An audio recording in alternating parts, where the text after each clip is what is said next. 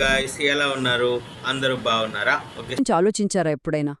రోజుకు 1,00,000 సార్లకు పైగా కొట్టుకుంటుంది. అస్సలు ఆగకుండా, అలుపొచ్చిందని చెప్పకుండా పని చేస్తూనే ఉంటుంది.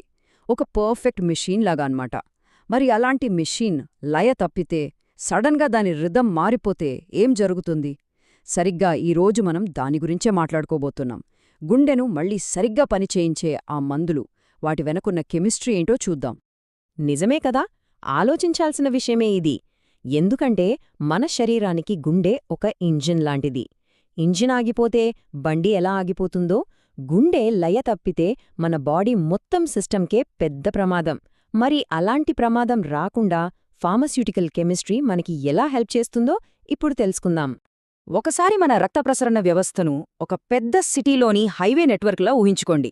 చాలా బిజీగా ఉండే నెట్వర్క్. ఆ నెట్వర్క్కి సెంట్రల్ పాయింట్ అంటే మెయిన్ జంక్షన్ మన గుండె. అక్కడ్నుంచే రక్తమనే వెహికల్స్ ద్వారా ఆక్సిజన్, న్యూట్రియంట్స్ లాంటివన్నీ శరీరంలో ఉన్న ప్రతి సెల్కి అంటే ప్రతి మూలకి వెళ్తాయన్నమాట.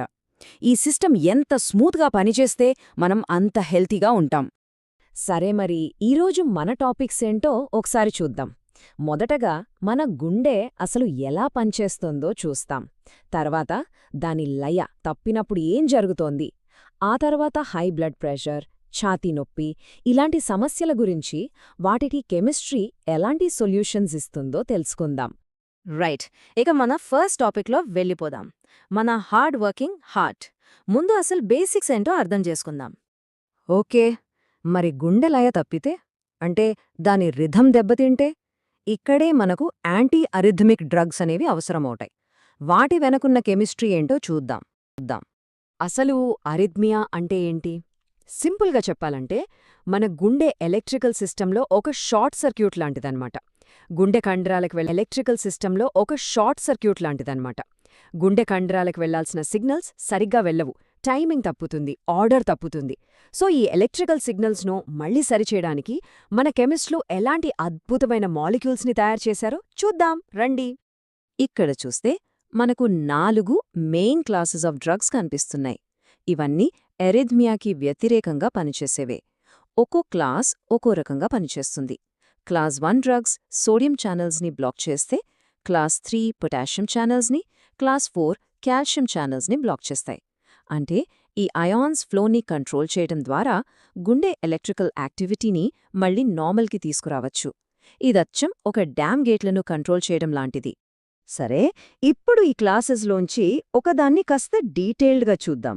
క్లాస్ 2 బీటా బ్లాకర్స్ చాలా కామన్గా వాడే డ్రగ్స్ ఇవి. ప్రోప్రానలాల్ అనే ఎగ్జాంపుల్ తీసుకుని ఇది ఎలా పనిచేస్తుందో చూద్దాం. ఇక్కడ కనిపిస్తుంది కదా, ఇదే ప్రోప్రానలాల్ కెమికల్ స్ట్రక్చర్, దాని బ్లూ ప్రింట్ అన్నమాట. ఎందుకంత ముఖ్యమంటే ఇది మన బాడీలోని బీటా రిసెప్టార్స్ అనే వాటికి లాక్ అండ్ కీలాగా పర్ఫెక్ట్గా సెట్ మెడికల్ షాప్లో దొరికే ప్యాకేజింగ్. చూసారా, ఒక్క మాలిక్యూల్ ఎన్ని పనులు చేస్తుందో! హై బ్లడ్ ప్రెషర్ని ట్రీట్ చేస్తుంది, ఇర్రెగ్యులర్ హార్ట్ బీట్స్ని సరిచేస్తుంది, వణుకును కంట్రోల్ చేస్తుంది, ఛాతీ నొప్పిని కూడా నివారిస్తుంది. అద్భుతం కదా! ఇదే pharmaceutical chemistry power. Okay, next topic high ప్రెషర్ని ట్యాకిల్ చేయడం. అదేనండి, యాంటీ హైపర్టెన్సివ్స్. చాలామందికుండే కామన్ ప్రాబ్లం కదా హై బ్లడ్ ప్రెషర్. దీనివల్ల మన గుండెపై చాలా భారం పడుతుంది. సో దీన్ని ఎలా ఎదుర్కోవాలో చూద్దాం. హైపర్టెన్షన్ అంటే హై బ్లడ్ ప్రెషర్. దీన్ని సైలెంట్ కిల్లర్ అని కూడా అంటారు. ఎందుకో తెలుసా? దీనికి చాలాసార్లు బయటకు లక్షణాలేం కనిపించవు, కానీ లోపల లోపల మన రక్తనాళాలపై ప్రెషర్ పెంచేస్తూ హార్ట్అటాక్స్, స్ట్రోక్ వచ్చే రిస్క్ని బాగా పెంచుతుంది. అందుకే ఇది చాలా ప్రమాదకరం. హై బీపీని కంట్రోల్ చేయడానికి మన దగ్గర చాలా రకాల డ్రగ్స్ ఉన్నాయి. ఒక పెద్ద టూల్ బాక్స్ లాంటిదన్నమాట. ఇక్కడ చూస్తే డయోరిటిక్స్, ఏస్ ఇన్హిబిటర్స్, బీటా బ్లాకర్స్ ఇలా చాలా రకాలు కనిపిస్తాయి. కొన్ని బాడీలోంచి ఎక్సెస్ వాటర్ని బయటకు పంపిస్తే, ఇంకొన్ని బ్లడ్ వెసిల్స్ని వెడల్పు చేసి ప్రెషర్ తగ్గిస్తాయి. ప్రాబ్లంని బట్టి సొల్యూషన్. ఈ టూల్ బాక్స్లోంచి ఒక పవర్ఫుల్ టూల్ గురించి ఇప్పుడు మాట్లాడుకుందాం. అదే ఏస్ ఇన్హిబిటర్. క్యాప్టోప్రిల్ అనే డ్రగ్ ఎగ్జాంపుల్గా తీసుకుని ఇది ఎలా పనిచేస్తుందో చూద్దాం. ఇది క్యాప్టోప్రిల్ కెమికల్ స్ట్రక్చర్. దీని షేప్ చాలా స్పెషల్. ఎందుకంటే మన బాడీలో బ్లడ్ వెజల్స్ని టైట్ చేసే ఒక ఎంజైమ్ ఉంటుంది. ఆ ఎంజైమ్ పనిని ఇది అడ్డుకుంటుంది. ఆ ఎంజైమ్ బ్లాక్ అవ్వగానే బ్లడ్ వెజల్స్ రిలాక్స్ అవుతాయి. అంతే, ప్రెషర్ తగ్గిపోతుంది. ఒక మెషిన్ని ఆపే స్విచ్ లాంటిదన్నమాట. దీని పని కేవలం బ్లడ్ ప్రెషర్ తగ్గించడమే కాదు, ఇది హార్ట్ మీద లోడ్ తగ్గిస్తుంది. దానివల్ల strokes, heart attacks, kidney problems రాకుండా కాపాడుతుంది. అంటే ఒక రకంగా చెప్పాలంటే మన కార్డియోవాస్కులర్ సిస్టమ్ మొత్తానికి ఒక ప్రొటెక్షన్ షీల్డ్లా పనిచేస్తుంది. రైట్, ఇప్పుడు నెక్స్ట్ సెక్షన్, ఛాతీ నొప్పి అంటే యాంజినా. చాలామందికొచ్చే ఇంకో సమస్య ఇది. అసలు ఈ నొప్పి ఎందుకొస్తుంది? ఇది గుండె మనకిచ్చే ఒక వార్నింగ్ సిగ్నల్. దీనికి కెమిస్ట్రీ ఎలాంటి పరిష్కారాలు చూపిస్తుందో చూద్దాం. ఆంజినా అంటే ఏంటంటే మన గుండె కండరాలకి కావాల్సినంత ఆక్సిజన్ అందట్లేదని అర్థం. సింపుల్గా డిమాండ్ ఎక్కువ, సప్లై తక్కువ. అప్పుడొచ్చే నొప్పే ఇది. దీన్ని సరిచేయడానికి మందులు 2 పనులు చేస్తాయి. 1, గుండె పనిభారాన్ని తగ్గించడం, లేదా 2, గుండెకు బ్లడ్ సప్లైని పెంచడం. యాంజినా ట్రీట్మెంట్కి వాడే కొన్ని డ్రగ్స్ ఇవి: nitrates, beta blockers, calcium channel blockers, ఇలా చాలా ఉన్నాయి. ఇక్కడొక ఇంట్రెస్టింగ్ విషయం గమనించారా? బీటా బ్లాకర్స్ మళ్ళీ వచ్చాయి. అంటే ఒకే మందు వేర్వేరు ప్రాబ్లమ్స్కి సొల్యూషన్గా పనిచేయగలదు. ఇదే కెమిస్ట్రీ గొప్పతనం. ఓకే, ఇప్పటిదాకా మనం రకరకాల డ్రగ్స్ గురించి, వాటి సొల్యూషన్స్ గురించి చూసాం. వీటన్నింటి వెనక ఉన్న ఒకే ఒక సీక్రెట్ ఏంటో తెలుసా? Precision, chemical precision. ప్రతి మాలిక్యూల్ పర్ఫెక్ట్గా, ప్యూర్గా ఉండాలి. ఎందుకంత ముఖ్యమో ఇప్పుడు చూద్దాం. మనం వాడే మందుల్లో ప్యూరిటీ అనేది చాలా చాలా ముఖ్యం. లైఫ్ అండ్ డెత్ మ్యాటర్ ఇది. ఎందుకంటే మందులు తయారు చేసే ప్రాసెస్లో చిన్న చిన్న ఇంప్యూరిటీస్ అంటే మలినాలు చేరినా వాటి వల్ల మందు పనిచేయకపోవచ్చు. అంతకన్నా డేంజర్ ఏంటంటే ఆ మలినాల వల్ల సీరియస్ సైడ్ ఎఫెక్ట్స్ కూడా రావచ్చు. అందుకే ఫార్మస్యూటికల్ కెమిస్ట్రీలో ప్యూరిటీకి అంత ఇంపార్టెన్స్ ఇస్తారు. యాక్యురసీ, ప్రెసిషన్, ఈ 2 పదాల మధ్య తేడా ఏంటి? ఇక్కడ చాలా సింపుల్గా చెప్పారు చూడండి. యాక్యురసీ అంటే లక్ష్యాన్ని సరిగ్గా కొట్టడం. ప్రెసిషన్ అంటే ప్రతిసారీ ఒకే చోట కొట్టడం. మందుల తయారీలో మనకు 2 కావాలి. మనమనుకున్న డోజు, అది యాక్యురసీ ఉండాలి. ఇంకా తయారు చేసే ప్రతి టాబ్లెట్లోనూ అదే డోజ్, అది ప్రెసిషన్ ఉండాలి. పేషెంట్ సేఫ్టీకి ఈ 2 చాలా కీలకం. సరే, ఇంత శక్తివంతమైన కెమికల్ టూల్స్ మన చేతిలో ఉన్నాయి కదా, మరి ఫ్యూచర్లో గుండె జబ్బుల కోసం ఇంకా స్మార్ట్గా, టార్గెటెడ్గా పనిచేసే మందులను మనమెలా తయారు చేయగలం? టెక్నాలజీ పెరుగుతున్న కొద్దీ ప్రతి ఒక్కరి శరీర తత్వానికి సరిపోయే పర్సనలైజ్డ్ మెడిసిన్స్ని క్రియేట్ చేయగలమా? ఆలోచిస్తే చాలా ఎగ్జైటింగ్గా ఉంది కదూ.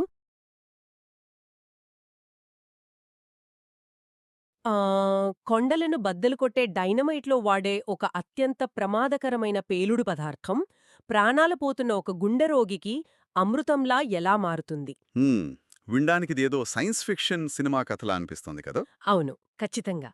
కానీ ఇది అక్షరాలా నిజం. ఈరోజు మనం మాట్లాడుకోబోయే రసాయనాల కథ ఇలాంటి ఎన్నో ఊహించని మలుపులతో, ఆశ్చర్యకరమైన నిజాలతో నిండి ఉంటుంది.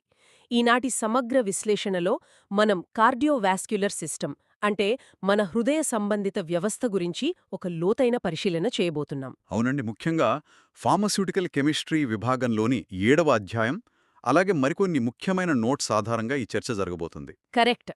అసలు గుండెలో వచ్చే లోపాలను ఈ అద్భుతమైన రసాయనాలు అంటే మందులు ఎలా సరిచేస్తాయి అనే విషయాలను ఈరోజు డీకోడ్ చేద్దాం. సాధారణంగా మనం గుండె గురించి మాట్లాడుకునేటప్పుడు దాన్ని కేవలం రక్తాన్ని పంప్ చేసే ఒక మోటారని మాత్రమే అనుకుంటాం కదా. అవును, చాలామంది అలాగే అనుకుంటారు. కానీ నిజానికి అదొక అద్భుతమైన రసాయన ఇంకా విద్యుత్ కర్మాగారం. సరే, దీన్ని కొంచెం లోతుగా విశ్లేషిద్దాం. ఈ వనరుల్లో చాలా రకాల మందుల పేర్లు, వాటి రసాయన నామాలు కనిపిస్తాయి. కానీ ఆ పేర్లను చూసి కంగారు పడాల్సిన అవసరం ఏమాత్రం లేదు. అవును, అస్సలు భయపడాల్సిన పనే లేదు. మనం కేవలం ఔషధాల పేర్లు బట్టి పట్టడానికి ఇక్కడ లేము. అదే ఆ మందుల వెనుక ఉన్న అసలు సైన్స్ ఏమిటి, అవి మనల్ని ఎలా బతికిస్తున్నాయి అనేది చాలా సులభంగా విప్పుకుంటూ వెళ్దాం. ఖచ్చితంగా. గుండె ఎలా పనిచేస్తోంది, దాని పనితీరులో వచ్చే చిన్నపాటి మార్పులు మన శరీరంపై ఎలాంటి తీవ్రమైన ప్రభావాన్ని చూపుతాయి అనేది ఒక అద్భుతమైన డిటెక్టివ్ నవల చదివినంత ఆసక్తికరంగా ఉంటుంది. నిజమే. ప్రతి మందు వెనుక ఒక నిర్దిష్టమైన లక్ష్యం ఉంటుంది. సరే, ముందుగా గుండె లయ గురించి మాట్లాడుకుందాం. గుండె కొట్టుకోవడం అనేది ఒక మెకానికల్ ప్రక్రియలా బయట కనిపించినా దాని వెనుక ఒక ఖచ్చితమైన విద్యుత్ ప్రవాహం అంటే ఎలక్ట్రికల్ ఇంపల్స్ ఉంటుంది కదా. అవును, ఆ కరెంటు సిగ్నల్స్ వల్లే గుండె పంప్ చేస్తుంది. ఆ సిగ్నల్స్ సరిగ్గా పనిచేయనప్పుడు వచ్చే సమస్యనే అరిథ్మియా లేదా గుండె లయ తప్పడం అంటారు. ఆ వీణ్ణి అర్థం చేసుకోవడానికి నేనొక పోలిక తీసుకొస్తాను. గుండెను ఒక మ్యూజిక్ బ్యాండ్ అనుకుంటే అందులో డ్రమ్మర్ కనుక టైమింగ్ తప్పితే ఆ బ్యాండ్ మొత్తం వాయించే పాట ఎలా పాడుతుందో మన గుండె లయ తప్పినప్పుడు కూడా పరిస్థితి అలాగే ఉంటుంది కదా. చాలా మంచి పోలిక. ఆ డ్రమ్మర్ను మళ్లీ లయలోకి తెచ్చే కండక్టర్లు లాంటివే ఈ యాంటీ అరిథ్మిక్ మందులు. మరి అసలు ఈ ఔషధాలు మన గుండెలోని విద్యుత్ ప్రవాహాన్ని ఎలా కంట్రోల్ చేస్తాయి? ఇక్కడ చాలా ఆసక్తికరమైన విషయం ఏమిటంటే, అరిథ్మియా అనేది విద్యుత్ ప్రవాహాల క్రమబద్ధీకరణ లోపించడం వల్ల వస్తుంది. అప్పుడప్పుడు గుండె అతివేగంగా అదుపు లేకుండా కొట్టుకుంటుంది. దీన్నే మనం టాకీకార్డియా అంటాం. ఓ, అంటే స్పీడ్ పెరిగిపోతుందన్నమాట.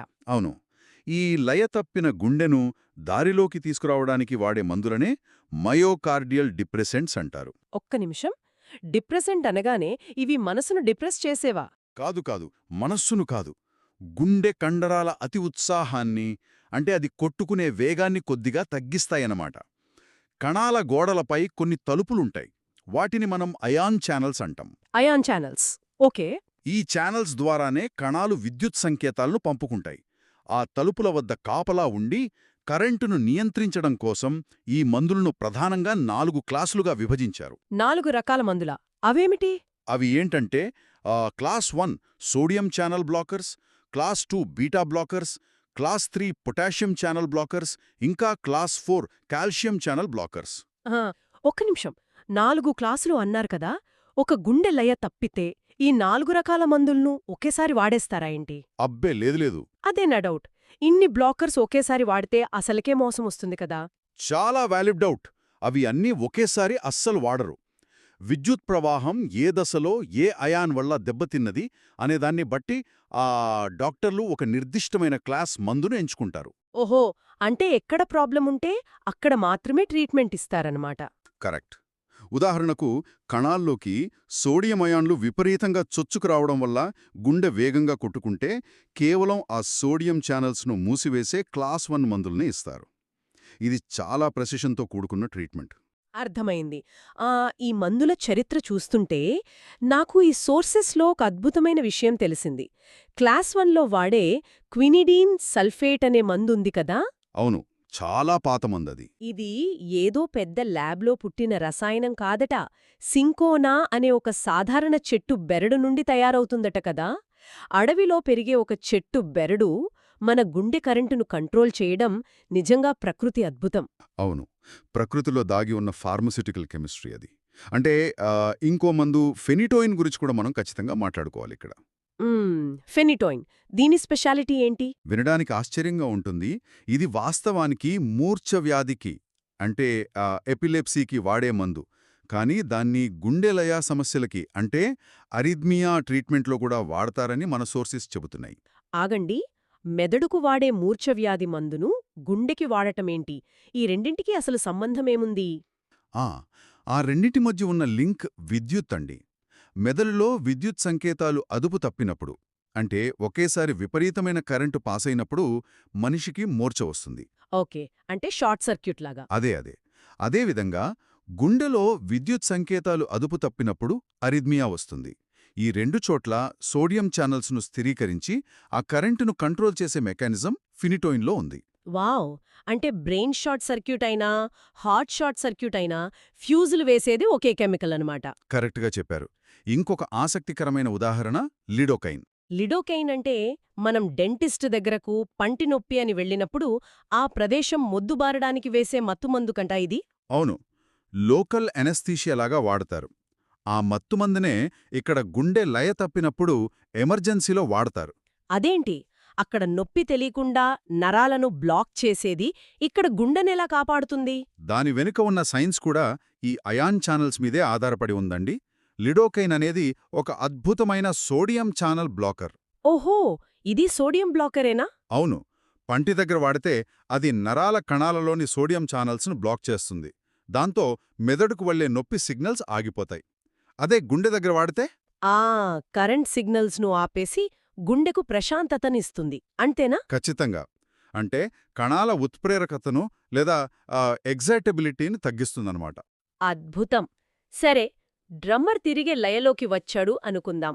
గుండె ఎలక్ట్రికల్ సిస్టమ్ బాగానే పనిచేస్తోంది. ఇక్కడ నుంచి మనం ఒక ముందడుగు వేద్దాం. గుండె బాగానే పంప్ చేస్తోంది కదా అని సంబరపడే లోపు ఆ రక్తం ప్రవహించే పైపుల్లో అంటే రక్తనాళాల్లో ఒత్తిడి పెరిగితే పరిస్థితేంటి? దాన్నే కదా హైపర్టెన్షన్ అంటారు. అవును, హై బీపీ అంటారు. ఈ పైపులు ముడుచుకుపోతే ఆ ప్రెషరంతా వెనక్కి తిరిగి గుండె మీదే పడుతుంది. ఇది చాలా పెద్ద ప్రమాదం. అవును, సైలెంట్ కిల్లర్ అని కూడా అంటారు కదా. అవునండి, పైపులు సన్నబడితే లోపల నీటి ప్రెషర్ ఎలా పెరుగుతుందో మన రక్తనాళాలు ముడుచుకుపోయినప్పుడు రక్తపోటు అలా పెరుగుతుంది. ఇందులో ముఖ్యంగా 2 రకాలుంటాయి. అవేమిటి? Primary hypertension. దీనికి ఖచ్చితమైన కారణం తెలియదు, వయస్సు లేదా జన్యువులు కారణం కావచ్చు. రెండవది సెకండరీ హైపర్టెన్షన్. ఇది కిడ్నీ సమస్యల్లాంటి ఇతర వ్యాధుల వల్ల వస్తుంది. అంటే ఈ ప్రెషర్ ఎక్కువ కాలం ఉంటే అది స్ట్రోక్ లేదా కిడ్నీ ఫెయిల్యూర్ లాంటి ప్రాణాంతక సమస్యలకు దారితీస్తుంది కదా. అవును. ఇక్కడే మనం దీనికి వాడే మందుల గురించి మాట్లాడాలి. అవును, ఇక్కడే అసలు విషయం మరింత ఆసక్తికరంగా మారుతుంది. ఈ హైపర్టెన్షన్ కోసం వాడే మందుల్లో కాల్షియం ఛానల్ బ్లాకర్స్ ఉన్నాయని సోర్సెస్ చెప్తున్నాయి. అసలు కాల్షియం అనగానే ఎముకల బలానికి అని కదా అందరికీ తెలుసు. మరి గుండె జబ్బుల మందుల్లో ఆ కాల్షియంను బ్లాక్ చేయాల్సిన అవసరమేమిటి? దీన్ని మనం ఒక పెద్ద చిత్రంతో అనుసంధానం చేసి చూస్తే మీకు క్లియర్గా అర్థమవుతుంది. కాల్షియం కేవలం ఎముకలకే కాదు, మన శరీరంలో కండరాలు సంకోచించడానికి అంటే బిగుసుకుపోవడానికి చాలా కీలకం. ఓకే, కండరాలు కదలాలంటే కాల్షియం కావాలి. అవును, మన రక్తనాళాల గోడలలో కూడా స్మూత్ మజిల్స్ అని కొన్ని కండరాలుంటాయి. ఆ కండరాల కణాల్లోకి కాల్షియం వెళితే అవి బిగుసుకుపోయి రక్తనాళాలు సన్నబడతాయి. అప్పుడేమవుతుంది? ప్రెషర్ పెరుగుతుంది. ఓహో, అంటే ఈ కాల్షియం ఛానల్ బ్లాకర్స్ అనేవి కణాల తలుపుల దగ్గర నిలబడే బౌన్సర్లలాగా పనిచేస్తాయన్నమాట. లోపలికి నో ఎంట్రీ అని ఆపేస్తాయి. దాంతో కండరాలు రిలాక్స్ అవుతాయి, అంతేనా? భలే చెప్పారు, ఖచ్చితంగా అంతే. నిఫెడెపిన్, ఆమ్లోడెపిన్ లాంటి మందులు సరిగ్గా అదే పనిచేస్తాయి. ఆ బౌన్సర్లు కాల్షియంను అడ్డుకోగానే రక్తనాళాలు వెడల్పుగా మారతాయి. దాంతో బీపీ కంట్రోల్ అవుతుంది. ఎముకలు గట్టిపడటానికి కాల్షియం ఎంత అవసరమో రక్తనాళాలు రిలాక్స్గా ఉండటానికి దాన్ని అడ్డుకోవటం అంత అవసరం అన్నమాట. సరే, బీపీ తగ్గించటానికి ఇంకా వేరే మార్గాలేమైనా ఉన్నాయా? ఉన్నాయి. దీనికోసం ఏసీఈ ఇన్హిబిటర్స్ అని మరో రకం మందులు వాడతారు. ఉదాహరణకు క్యాప్టోప్రిల్, రామిప్రిల్. ముఖ్యంగా క్యాప్టోప్రిల్ అనేది ఒక ప్రోలిన్ డెరివేటివ్. ఆగండి. ప్రోలిన్ డెరివేటివ్ అంటే ఏమిటి? అసలు ఈ కెమికల్ స్ట్రక్చర్ గురించి మనం ఎందుకు పట్టించుకోవాలి? బీపీకి దీనికేంటి లింక్? చాలా వ్యాలిడ్ పాయింట్. చూడండి, ప్రోలిన్ అనేది మన శరీరంలో ఉండే ఒక రకమైన అమైనో యాసిడ్. ఈ క్యాప్టోప్రిల్ మందును ల్యాబ్లో తయారు చేసేటప్పుడు ఆ ప్రోలిన్ యొక్క ఆకారాన్ని బేస్ చేసుకుని డిజైన్ చేశారు. ఎందుకలా డిజైన్ చేశారు? ఎందుకంటే మన రక్తనాళాలను కుంచుకుపోయేలా చేసే ఏసీఈ అనే ఒక ఎంజైమ్ ఉంటుంది. ఆ ఎంజైమ్కు ఒక తాళం కప్పు ఉంటే ఆ తాళం కప్పలో కరెక్ట్గా సరిపోయే తాళం చెవిలాగా ఈ ప్రోలిన్ డెరివేటివ్ పనిచేస్తుంది. ఓ, వెళ్ళి ఆ ఎంజైమ్ను లాక్ చేసేస్తుందన్నమాట. అవునండి. దాంతో ఆ రక్తనాళాలను ఇరుకుగా మార్చే రసాయనం ఆగిపోయి ప్రెషర్ తగ్గిపోతుంది. ఇది పూర్తిగా ఒక లాక్ అండ్ కీ మెకానిజం లాంటిది. సూపర్! ఒక పర్ఫెక్ట్ తాళం చెవిని డిజైన్ చేశారన్నమాట. ఇకపోతే మన సోర్సెస్లో ఇంకొక ఆశ్చర్యకరమైన విషయం మిథైల్ డోపా గురించుంది. అవును, ప్రెగ్నెన్సీ టైంలో వాడేదే. అదే, గర్భధారణ సమయంలో మహిళల్లో వచ్చే బీపీని అదుపు చేయడానికి ఈ మందును వాడతారని ఉంది. నా ప్రశ్న ఏమిటంటే, మామూలు బీపీకి వాడే ఆమ్లోడిపిన్ లాంటి మందులు ఈ గర్భిణీ స్త్రీలకు ఎందుకు వాడకూడదు? ఇది చాలా సున్నితమైన విషయం.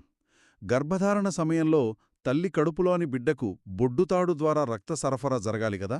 సాధారణ బీపీ మందులు వాడితే అవి బిడ్డకు వెళ్లే రక్తనాళాలను కూడా ప్రభావితం చేసి ఆక్సిజన్ అందకుండా చేసే ప్రమాదముంటుంది. ఓహో, అంటే బిడ్డ కిడ్నీల మీద కూడా ప్రభావం చూపచ్చు. కరెక్ట్.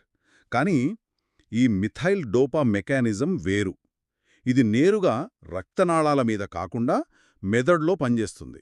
సింపథెటిక్ నర్వస్ సిస్టమ్ సిగ్నల్స్ను చాలా మృదువుగా తగ్గిస్తుంది. అంటే దీనివల్ల తల్లి బీపీ తగ్గుతుంది కానీ బిడ్డకు వెళ్లే రక్త ప్రసరణకు ఆటంకం కలగదన్నమాట. ఖచ్చితంగా. అందుకే అదొక ప్రత్యేకమైన అస్త్రం. ఎంత అద్భుతం! తల్లిని కాపాడుతూనే బిడ్డకు హాని జరగకుండా చూసే ఒక మాస్టర్ పీస్ అన్నమాట. ఇకపోతే బీపీ మందుల్లో నా ఫేవరెట్ ప్రొప్రానోలాల్. అవును, ఇది ఒక బీటా బ్లాకర్ మందు. దీని గురించి చదివినప్పుడు నాకు చాలా ఆశ్చర్యం వేసింది. ఇది కేవలం హై బీపీకే కాకుండా మనకు ఆందోళన వల్ల అంటే స్టేజ్ మీద మాట్లాడాల్సొచ్చినప్పుడు చేతులు వణకడం, చెమటలు పట్టడం లాంటి లక్షణాలను కూడా తగ్గిస్తుందట. దీనికి బీపీకి సంబంధమేంటే? ఎందుకంటే మనం టెన్షన్ పడినప్పుడు శరీరంలో అడ్రినలిన్ అనే హార్మోన్ విడుదలవుతుంది. దీన్నే ఫైట్ ఆర్ ఫ్లైట్ హార్మోన్ అంటారు కదా. ఆ భయం వల్ల రిలీజ్ అయ్యే హార్మోన్. అవును, అది నేరుగా గుండె మీద పనిచేసి వేగంగా కొట్టుకునేలా, ప్రెషర్ పెరిగేలా, చేతులు వణుకేలా చేస్తుంది. ప్రొప్రానోలాల్ ఆ అడ్రినలిన్ వెళ్లి కూర్చునే బీటా రిసెప్టార్లను బ్లాక్ చేస్తుంది.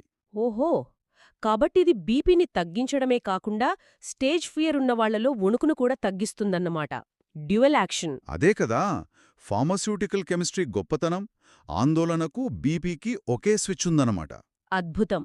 సరే, ఇక్కడ్నుంచి మనం అసలు విషయానికొద్దాం. ఈ పైపుల్లో ప్రెషర్ ఇలా దశాబ్దాల పాటు ఉండిపోతే ఆ ఒత్తిడిని తట్టుకుని గుండె ఎంతకాలమలా రక్తాన్ని నెట్టుకోరాగలదు? ఏదో ఒకరోజు అలసిపోతుంది కదా. ఖచ్చితంగా. ఆ ఒత్తిడి వల్ల కండరాలకు తగినంత ఆక్సిజన్ అందదు. సరిగ్గా ఆ సమయంలో గుండెపడే బాధ, అది చేసే ఆక్రందననే మనం ఆంజీనా పెక్టోరిస్ అంటాం. ఇది కేవలం ఏదో అసిడిటీ వల్లొచ్చే ఛాతీ నొప్పి కాదు, చాలా ప్రాణాంతకమైన సంకేతం కదా. అవును, ఆంజినా అంటే ఛాతీలో ఏదో 10 కిలోల రాయి పెట్టినట్లు భయంకరమైన బరువు, పట్టేసినట్లు ఉండే ఒత్తిడి. ఆ నొప్పి కేవలం ఛాతీకే పరిమితం కాకుండా ఎడమ భుజం, మెడ, ఒక్కోసారి దవడ వరకు విస్తరిస్తుంది. ఇందులో 3 ముఖ్యమైన రకాలున్నాయి. అవేమిటి? మొదటిది స్టేబుల్ యాంజినా. మనం ఏదైనా కష్టమైన పని చేసినప్పుడు, బరువైన వస్తువులు ఎత్తినప్పుడు గుండెకు ఎక్కువ ఆక్సిజన్ అవసరమవుతుంది. పైపులు ఇరుకుగా ఉండటం వల్ల రక్తం సరిపోక ఈ నొప్పి వస్తుంది. కాసేపు రెస్ట్ తీసుకుంటే తగ్గిపోతుంది. మరి రెండవ రకమేంటి? రెండవది అన్స్టేబుల్ ఆంజినా. ఇది చాలా చాలా ప్రమాదకరం. మనం ఎలాంటి శారీరక శ్రమ చేయకపోయినా ఇంట్లో ప్రశాంతంగా కూర్చున్నా కూడా ఈ నొప్పి వస్తుంది. అంటే అకస్మాత్తుగా ఏదైనా క్లాట్ అడ్డం పట్టం వల్ల వస్తుందా? అవును, ఇది కేవలం నొప్పి కాదు, రాబోయే హార్ట్అటాక్కి ముందు మోగ సైరన్ లాంటిది. ఇక మూడవది వేరియంట్ లేదా Prinzmetal's angina. Prinzmetal's angina ఇదెప్పుడొస్తుంది? ముడుచుకుపోవడం వల్ల ఈ నొప్పి వస్తుంది. ఒక్క నిమిషం, ఇక్కడే నా బుర్ర పనిచేయడం ఆగిపోయింది. ఈ నొప్పులన్నిటికీ వాడే యాంటీ యాంజినల్ మందుల జాబితాలో ఒక పేరు ఉంది. ఆ పేరు వినగానే మన ప్రోగ్రాం మొదట్లో నేను చెప్పిన పాయింట్ గుర్తొస్తోంది. నైట్రోగ్లిజరిన్ గురించే కదా మీరు చెప్పేది? అదే పెద్ద పెద్ద కొండలను పేల్చే డైనమైట్ తయారీలో వాడే పేలుడు పదార్థం కదా ఇది. ఆల్ఫ్రెడ్ నోబెల్ కనిపెట్టింది ఇదే కదా. ప్రాణాలు తీసే ఒక పేలుడు పదార్థం ప్రాణాలు కాపాడే గుండెమందుగా ఎలా మారింది? వినడానికి ఆశ్చర్యంగానే ఉంటుంది. పైగా ఈ మందుబిళ్లను నాలుక కింద పెట్టుకుంటారని విన్నాను. అలా పెట్టుకుంటే అది పేలకుండా, నోరు కాలిపోకుండా గుండెని ఎలా కాపాడుతుంది? ఇది మీరు వివరించాల్సిందే. ఇది నిజంగా సైన్స్ సృష్టించిన మ్యాజిక్ అని చెప్పాలి. ఔషధంగా వాడే నైట్రోగ్లిజరిన్ అనేది పేలుడు పదార్థంగా వాడే దానికంటే చాలా చాలా తక్కువ మోతాదులో అత్యంత సురక్షితమైన పద్ధతిలో తయారు చేస్తారు. కాబట్టి అది పేలుతుంది అన్న భయం అస్సల్లేదు. పైగా తీయటి రుచి కూడా ఉంటుందట. ఓహో, తీయగా కూడా ఉంటుందా? మరి దీన్ని నాలుక కింద ఎందుకు పెట్టుకోవాలి? మింగకూడదా? ఎందుకంటే నాలుక కింద చాలా పలుచని పొర ఉండి బోలెడన్ని సూక్ష్మ రక్తనాళాలుంటాయి. అక్కడ్నుంచి అది జీర్ణకోశంలోకి వెళ్లకుండా నేరుగా క్షణాల్లో రక్తంలోకి కలిసిపోతుంది. అంటే బైపాస్ రూట్లో డైరెక్ట్గా వెళుతుందన్నమాట. రక్తంలోకి వెళ్ళాక ఏం చేస్తుంది? రక్తంలోకి వెళ్లగానే అందులో జరిగే రసాయనిక చర్యల వల్ల ఆ నైట్రోగ్లిజరిన్ నైట్రిక్ ఆక్సైడ్ అనే ఒక వాయువుగా మారుతుంది. Nitric oxide, okay. శక్తివంతమైన వ్యాసోడైలేటర్. రక్తనాళాలు వెడల్పవగానే గుండెకు ఫ్రీగా రక్త ప్రసరణ జరిగిపోయి నొప్పి మాయమైపోతుంది. గుండెకు పడే భారం తగ్గుతుంది. ఇదే ఫ్యామిలీకి చెందిన ఐసోసార్బైడ్ డైనైట్రేట్ అనే మరొక మందును కూడా యాంజీనా నివారణలో దీర్ఘకాలికంగా వాడతారు. అబ్బా, ఎంత గొప్ప మెకానిజం ఇది! డైనమైట్లో ఉంటే కొండను బద్దలు కొడుతుంది, అదే చిన్న మాత్ర రూపంలో రక్తంలో కలిస్తే మూసుకుపోయిన రక్తనాళాలను బద్దలు కొట్టి ప్రాణం నిలబెడుతుంది. అవును, అక్షరాల ప్రాణదాత. హ్మ్. ఈనాటి మన విశ్లేషణను ఒక్కసారి వెనక్కి తిరిగి చూసుకుంటే కార్డియోవాస్కులర్ సిస్టంపై పనిచేసే 3 ప్రధాన రకాల మందుల గురించి మనం ఎంత అద్భుతంగా మాట్లాడుకున్నామో అర్థమవుతోంది. గుండెలో సిగ్నల్స్ లయ తప్పితే యాంటీ అరిథ్మిక్ మందులు, పైపుల్లో ఒత్తిడి పెరిగితే యాంటీ హైపర్టెన్సివ్స్, ఆ ప్రెషర్కి గుండె అలసిపోయి నొప్పి వస్తే యాంటీ యాంజినల్ మందులు. కరెక్ట్. గుండె పనితీరు, దాని సమస్యలు ఒకదానికొకటి ఎలా ముడిపడి ఉన్నాయో, వాటిని అడ్డుకునే రసాయనాలు ఎంత పర్ఫెక్ట్గా డిజైన్ చేయబడ్డాయో చాలా స్పష్టంగా అర్థమైంది. అవునండి. ఇక్కడ ప్రతి ఒక్కరూ గమనించాల్సిన విషయమేంటంటే, రేపు పొద్దున మనింట్లో పెద్దవాళ్లు వాడే మందుల చీటీలు ఒకసారి చూస్తే, అందులో ఈరోజు మనం మాట్లాడుకున్న ఆమ్లోడిపిన్, ప్రొప్రనోలాల్, క్యాప్టోప్రిల్ లాంటి పేర్లు ఖచ్చితంగా కనిపిస్తాయి. ఆ చిన్న మాత్రలు వెనుకున్న ఈ అద్భుతమైన సైన్స్ తెలుసుకోవడం వల్ల ఆ మందుల పట్ల మనకొక గౌరవం వస్తుంది. ఇవి కేవలం రసాయనాలు కావు, ప్రాణరక్షక ఆయుధాలని అర్థమవుతుంది. ఖచ్చితంగా. ఈరోజు మనం చర్చించిన విషయాలు చూస్తుంటే నాకో లోతైన ఆలోచన వస్తుంది. ప్రకృతిలో దొరికే ఒక సాధారణ చెట్టు బెరడు అయిన క్వినిడిన్ అయినా సరే, మూర్ఛను తగ్గించే ఫెనిటోయిన్ అయినా, లేదా పంటి నొప్పికి వాడే లిడోకేన్ అయినా, చివరికి భయంకరమైన పేలుడు పదార్థం నైట్రోగ్లిజరిన్ అయినా సరే, వాటిని సరైన మోతాదులో, సరైన పద్ధతిలో వాడినప్పుడు అవే మనకు ప్రాణదాతలవుతున్నాయి. అవునండి, 100% నిజం. ప్రమాదకరమైన పదార్థాలు, ఇంకెన్ని విచిత్రమైన రసాయనాలు మన శరీరంలో ప్రాణరక్షకులుగా మారడానికి శాస్త్రవేత్తల ల్యాబ్లలో దాగియున్నాయో కదా! ఈ అద్భుతమైన ఆలోచనను మీకే వదిలిపెడుతూ ఈనాటి లోతైన పరిశీలనను ఇక్కడితో ముగిద్దాం. మరొక ఆసక్తికరమైన విశ్లేషణతో మళ్ళీ కలుద్దాం.